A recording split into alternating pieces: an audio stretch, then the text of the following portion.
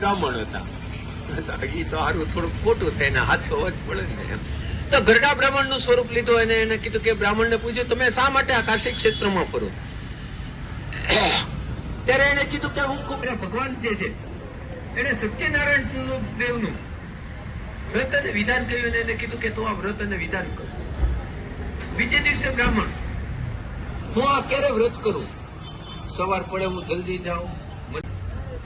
આપણને છે ઘણી વખત આપણને ફોરેન જવાનો બીજા પાસ થઈ ગયો હોય અને 3 વાગે નીકળવાનું હોય, 8 વાગે અમદાવાદથી પ્લેન પકડવાનું હોય, તો 3 વાગ્યા સુધી આપણને ઊંઘ ન હોય, વડે ઘડિયાળમાં જોઈએ કેટલા વાગ્યા. એવી રીતે કે ભાઈ હું સવાર પડે ભગવાનનું ભજન કરું ને મારું દરિદ્ર દુઃખ જે છે એ દૂર થાય, પૈસા મળશે એ તમારી માટે વાપરીશ, પછી જે કઈ વધે મારી કર્યો. અને દરરોજ જેટલું એને ધન ને સ્થાન મળતું તો એની કરતા એને ખૂબ વધુ